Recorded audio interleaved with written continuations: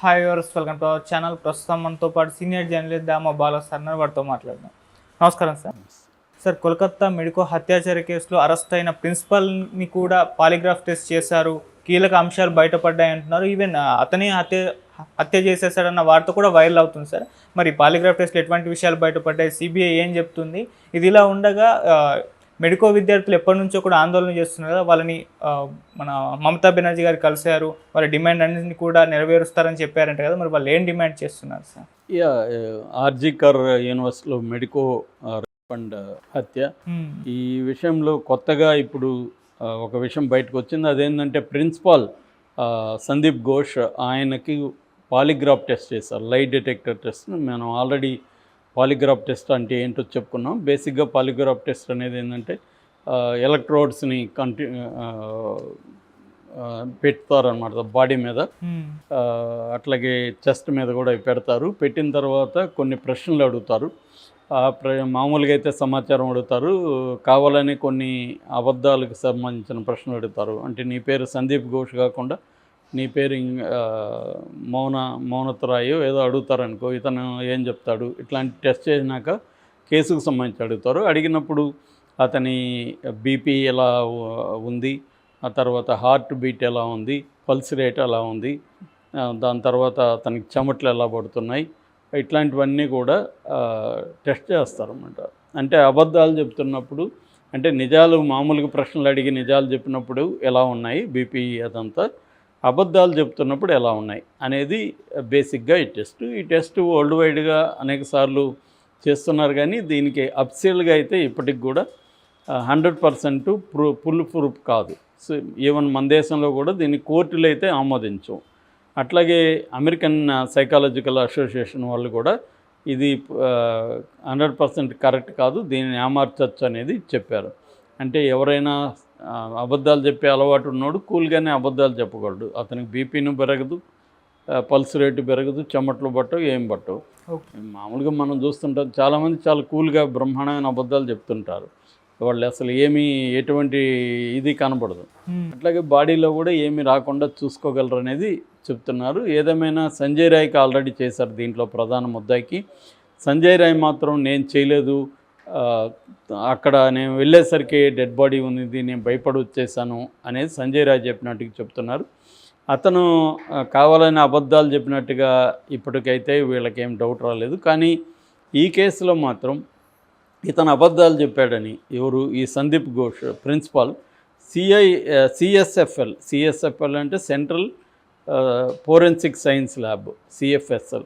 ఈ సిఎఫ్ఎస్ఎల్ అనేది ఇప్పుడు తేల్చి చెప్పింది, వీడు చెప్పినవన్నీ అబద్ధాలు, మోసపూరితమైన మాటలు మాట్లాడాడు అనేది సర్టిఫై చేసింది. అంటే ఇతనే చంపి ఉండొచ్చు అనేది ఇప్పుడు సిబిఐ కూడా నమ్ముతున్నట్టుగా తెలుస్తుంది.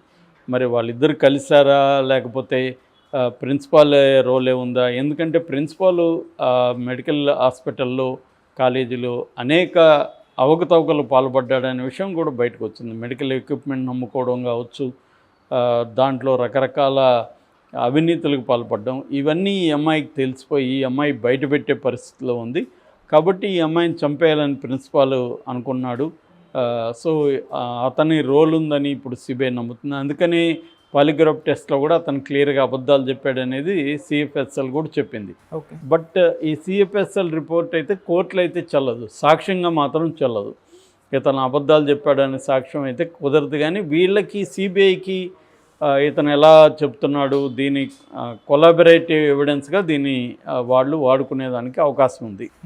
సో అంటే వేరే ఏమన్నా పనికి వస్తాయేమో చూడాలి. ఏదేమైనా ఇతను తర్వాత అక్కడ అభిజిత్ మండల్ అని అక్కడ పోలీస్ అధికారి, ఆ police station first Abhijit Mandal ప్రిన్సిపాల్కి కూడా కమ్యూనికేషన్ రెగ్యులర్గా ఉందని వీళ్ళ సిబిఐ దృష్టికి వచ్చింది. వీళ్ళిద్దరూ కలిసి కొంత ఫ్రాడ్ చేశారు. చనిపోయిన తర్వాత దాదాపు 1 అవర్ వరకు అభిజిత్ మండల్ అక్కడికి వెళ్ళలేదు, దగ్గరలోనే ఉన్నా కూడా వెళ్ళలేదు.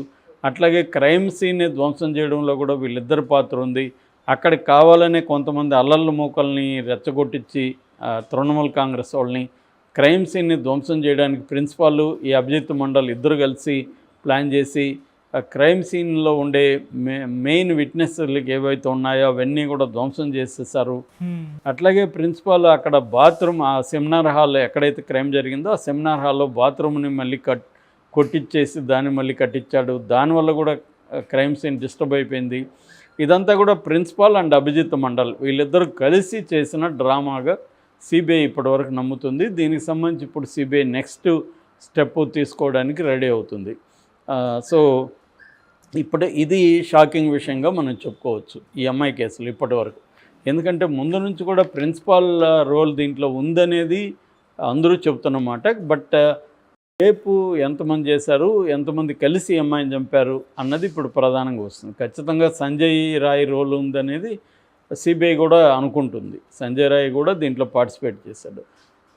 అట్లాగే ఇతను ఒక్కడే చేయలేదు, హెల్ప్ చేశారనే యాంగిల్లోనే సిబిఐ ప్రయత్నిస్తుంది. దానికి సంబంధించి సిబిఐకి మెటీరియల్ అండ్ డాక్యుమెంటల్ ఎవిడెన్స్ ఇప్పటివరకు సరిగ్గా దొరకలే. అంటే ఫిజికల్ ఎవిడెన్స్ అనేది క్లియర్గా లేదు. అందుకని సిబిఐ ఏం చేస్తుందంటే ఈ టెస్టుల మీద ఆధారపడుతుంది. ఇప్పుడు ఈ పాలిగ్రాఫ్ టెస్టులు అందరికీ చేస్తుంది, అభిజిత్ మండల్కి చేసింది, ప్రిన్సిపాల్కి చేసింది, ప్రధాన నిందితుడైన సంజయ్ రాయ్కి చేసింది. నెక్స్ట్ ఇప్పుడు సంజయ్ రాయ్కి నార్కో టెస్ట్ కూడా చేస్తున్నారు. మనం నార్కో టెస్ట్ అంటే కూడా చెప్పుకున్నాము. సో సోడియం పెంటతాల్ ఇస్తారు, ఒక మత్తు మందు లాంటిది ఇస్తే అనస్థీసి అంటాం కదా, అలాగే ఇచ్చి వాళ్ళని సెమీ స్లీప్ స్టేట్లో అంటే హిప్నాటిక్ స్టేట్లో ఉన్నప్పుడు ప్రశ్నలు అడుగుతారు. దానివల్ల వాళ్ళు ఓపెన్గా వాళ్ళు ఫుల్ కాన్షియస్నెస్లో ఉండరు కాబట్టి, సెమీ కాన్షియస్నెస్లో ఉంటారు కాబట్టి దానికి నిజమైన సమాధానాలు ఇస్తారనేది బేసిక్ అండర్స్టాండింగ్. అది కూడా కోర్టులో అయితే నిలవదు, కానీ వీళ్ళకి హెల్ప్ అవుతుంది. అతను ఏమన్నా రివీల్ చేస్తే, పేర్లు కానీ అట్లాంటివి ఏమన్నా రివీల్ చేస్తే కొంత నెక్స్ట్ ఫర్దర్ ఇన్వెస్టిగేషన్కి అది హెల్ప్ అవుతుంది. కాబట్టి ఇప్పుడు దానికి కూడా కోర్టుకి అప్లై చేశారు. ఇప్పుడు నార్కో టెస్ట్ ప్రిన్సిపాల్కి కూడా చేసే అవకాశం ఉంది. ఎందుకంటే ఎప్పుడు ఇవన్నీ చేస్తారంటే physical and material evidence, eye విట్నెస్లు లేనప్పుడు వీటి ద్వారా ఎవరైతే అనుమానితులు కావచ్చు, నిందితులు కావచ్చు ఉన్నారో వాళ్ళ నుంచే రాబట్టాల్సిన పరిస్థితి ఉంటుంది. మామూలుగా మన పోలీసులు అయితే ఇవన్నీ ఏం చేయరు, కొడతారు, బాగా టార్చర్ చేస్తారు, ఆ టార్చర్లకు భయపడి చెప్తారు. ఇదే ప్రిన్సిపాల్ని, ఇదే సంజయ్ రాయ్ మనోళ్ళు అయితే చితగొట్టేస్తుంటారు ఇప్పటికీ. మామూలుగా సిబిఐ కూడా చితగొట్టదని గ్యారంటీ ఏం లేదు. ఎందుకంటే వివేకానంద రెడ్డి కేసులో సిబిఐ మీద కూడా ఇదే ఆరోపణలు ఉన్నాయి, చితగొట్టారని. బట్ ఇక్కడ ఏంటంటే ఇదంతా ఇప్పుడు అక్కడ మమతా బెనర్జీ గవర్నమెంట్ ఉంది. మమతా బెనర్జీ గవర్నమెంట్ సిబిఐకి యాంటీగా ఉంది. కాబట్టి ఇప్పుడు వాళ్ళు ఏది చేసినా కోర్టు పర్మిషన్తో చేయాలి తప్ప వేరే మార్గం సిబిఐకి లేదు. అందుకని కొట్టే పరిస్థితి లేదు. కాబట్టి ఈ పాలిగ్రాఫ్ టెస్టులు, నార్కో టెస్టులు ఇవన్నీ పెడతాను. మన వాళ్ళకి చెప్తే ఎందుకు సార్ అవన్నీ రిస్క్, మాకు ఒక గంట వదలండి మన వాళ్ళు చెప్పించేస్తారు, తీవ్రంగా టార్చర్ పెట్టడం ద్వారా. కానీ అట్లా చేయకూడదని సుప్రీంకోర్టులో ఎప్పటి నుంచో ఉంది. మనిషిని కొట్టే హక్కు పోలీసులకు లేదని సుప్రీంకోర్టు అనేకసార్లు చెప్పింది. సో అంటే క్యాపిటల్ పనిష్మెంట్ అంటారు. క్యాపిటల్ పనిష్మెంట్ అంటే ఓన్లీ మరణశిక్ష వేసే ఇది కోర్టులకు ఉంటుంది తప్ప వాళ్ళని తాకే, బాడీని టచ్ చేసే అధికారం అనేది ఏ పోలీసులకి లేదనేది చట్టం చెబుతుంది.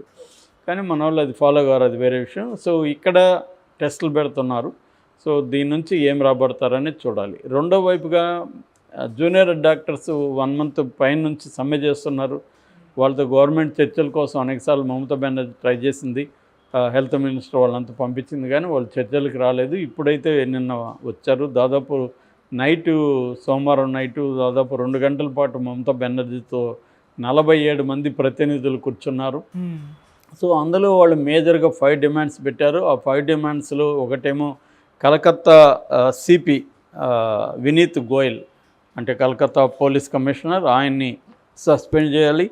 అలాగే మెడికల్ ఎడ్యుకేషన్ డైరెక్టర్, ఆయన్ని సస్పెండ్ చేయాలి. తర్వాత మెడికల్ హెల్త్ సర్వీసెస్ డైరెక్టర్, ముగ్గురిని సస్పెండ్ చేయాలి అనేది వాళ్ళు ప్రధానమైన డిమాండ్స్. ఈ ముగ్గురిని సస్పెండ్ చేయడానికి ఈమె ఒప్పుకునింది. ఆల్రెడీ ఈ సిపి తనే రిజైన్ చేస్తానని చెప్పాడు. అతని ప్లేస్లో వేరే వాళ్ళని కూడా నియమించడానికి కూడా ఆర్డర్లు ఇచ్చేశారు. అట్లాగే మెడికల్కి సంబంధించిన ఒక హెల్త్ సెక్రటరీ ఎవరైతే ఉంటారో అతని ఆధ్వర్యంలో ఒక ప్రత్యేకమైన కమిటీని కూడా ఈమె నియమించడానికి ఒప్పుకుంది. ఈ కమిటీ జూనియర్ డాక్టర్లు కావచ్చు, హాస్పిటల్ పరిస్థితులు కావచ్చు, దీని మీద సమగ్రమైన అధ్యయనం చేసి రికమెండేషన్స్ చేస్తుంది ఎలాంటి మార్పులు చేయాలనేది. ఇది ఒక రకంగా ఒక అమ్మాయి చనిపోయింది, దారుణమైన విషయం, దారుణంగా చంపారు. బట్ దాని కాన్సిక్వెన్సెస్ కొంతవరకు బెటర్గా వస్తున్నట్టుగా మనకు అర్థమవుతుంది. ఎందుకంటే దేశవ్యాప్త ఆందోళన రావడం, మమతా బెనర్జీకి యాంటీగా బీజేపీ దీన్ని ఇష్యూని తమకు ఉపయోగపరచుకోవచ్చు అని చెప్పి పొలిటికల్గా కూడా బయలుదేరడం, ఒక పక్క కోర్టులు కూడా సుమోటోగా, హైకోర్టు సుమోటోగా తీసుకుంది, తర్వాత సుప్రీంకోర్టు సుమోటోగా తీసుకుంది. హైకోర్టు కోర్స్ వీళ్ళ తల్లిదండ్రులు వెళ్ళారు, బట్ చాలా శీఘ్రంగా దాని మీద చర్చించి సిబిఐని ఆదేశించింది హైకోర్టే. కాబట్టి ఈ రకంగా ఇది ఒక సక్రమం